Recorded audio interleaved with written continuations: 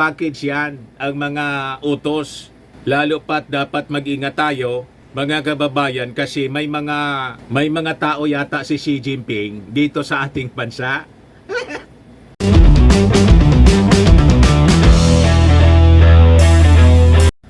Maiba muna tayo ng kwento, mga kababayan. Balik tayo dito sa issue ng West Philippine Sea. Kasi yung Chinese President, si Xi Jinping, may utos. Ito po yung barkada ni Mao Diggs. Sabi diyan, Xi calls on Coast Guard to enforce law, defend China's territorial sovereignty. Bago po ito, published by South China Morning Post.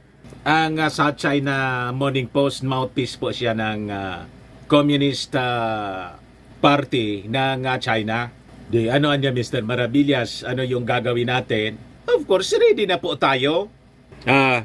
Ngayon din po itong balita from Manila Standard. Coast Guard station on Pag-asa Island to monitor China vessels real time. Nandun na po yung ating mga opisyal. Di ba?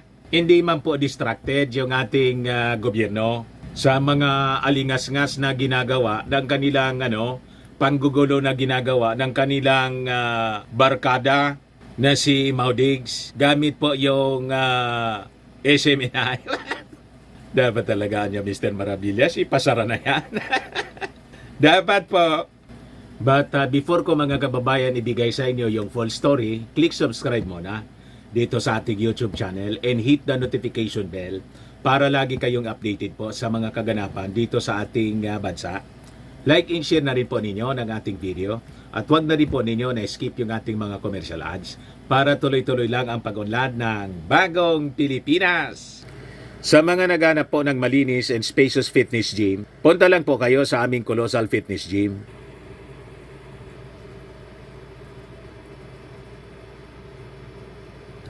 We also offer Grab car rental with our brand new 2023 model ng Toyota Innova. We also accept booking for those who are planning to travel via PAL, Cebu Pacific, and other airline companies, local and international, and bills payment po for Meralco bills, PLDT, etc. Ang Colossal Fitness Gym is located at 3rd floor Security Bank Building, Landco Business Park, Legazpi City, Albay. For your inquiries, look for Jilon Maravillas, contact number 0966-802-0949.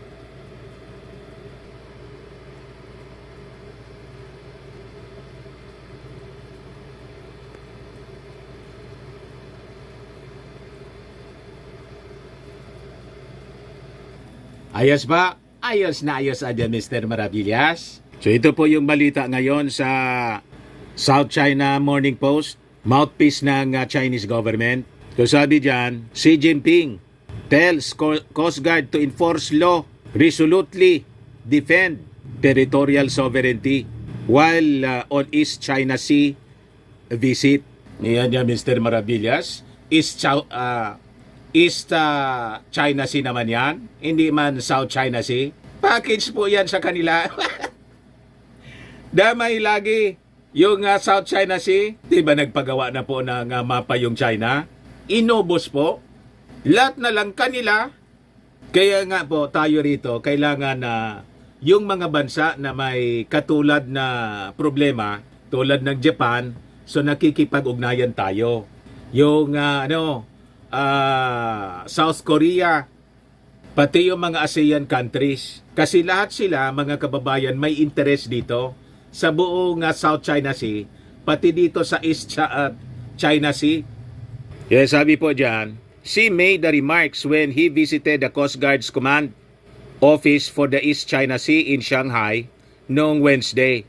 It comes after the Chinese Coast Guard has had several run-ins with neighboring countries over disputed waters in the South China Sea, putting its activities in the region in the international spotlight.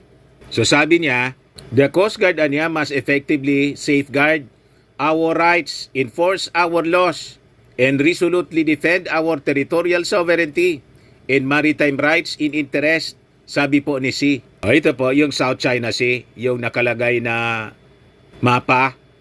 So sabi dyan, China has long-running dispute with Japan in the East China Sea over the uninhabited Jiaoyu Islands, which are known as the Senkakus in Japan.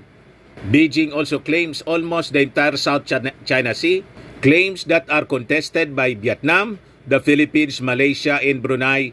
Tensions have flared between China and the Philippines in the South China Sea in recent months. Kaya tama po tayo, package yan ang mga utos. Lalo pat dapat mag-ingat tayo, mga kababayan, kasi may mga tao yata si Xi Jinping dito sa ating bansa. Obvious naman na niya, Mr. Maravillas, kung sino yung mga tao ni Xi Jinping dito sa ating bansa. Kaya anya nga ang layo pa ng 2028 presidential election. Politika na yung nasa bibig ng mga kakampo ni kakampon niya ni Xi Jinping dito. Nagpadaloy na siguro po ng pondo. Di ba? Pero sabi nga natin mga kababayan, ready man po tayo. Ito yung sabi ng Coast Guard natin. Coast Guard station on Pag-asa Islands to monitor China vessels real time. May mga ginagawa na pong aksyon. At yung mga pagpapatrolya po, multilateral patrol with America, with Japan, in other like-minded countries po, magiging tuloy-tuloy na rin po. So ito yung balita ngayon mga kababayan. So sabi dyan, the Philippines said Friday it was establishing a Coast Guard station on the largest island it holds in the disputed South China Sea para ma-improve yung monitoring ng mga Chinese vessels. Sabi po ni National Security Advisor Eduardo Año, ngayong ating Coast Guard station would be equipped with advanced systems including radar, satellite communication, coastal cameras, and vessel traffic management. Para agad-agad po ma-detect natin ang mga illegal activities na ginagawa po nitong Chinese vessels. Yung Coast Guard nila, tapos yung Navy, pati mga militia. So sabi dyan, the station has been built and is expected to be operational early next year. These systems will greatly enhance the Philippine Coast Guard's ability to monitor the movements of the Chinese maritime forces, other countries that might be coming here, and also as well as our own public vessels in aircraft. So yan po mga kababayan yung ating Coast Guard station sa Kalayaan Island. Maganda naman po. So sabi dyan sa balita, the collection of real-time data would have an impact on the behavior of rival claimants, especially the Chinese, sabi po ni Anyo. Hailing it as a game changer. Anyo accused Chinese Coast Guard and other vessels of engaging in illegal and aggressive behavior towards Filipino fishermen and patrol boats. It's pure bullying yung ginagawa nila. Kaya ito po yung ating mga ginagawa din na mga paghanda para masupla natin yung mga masamang ginagawa nitong mga barkada po ni Maudigs. Ayos pa?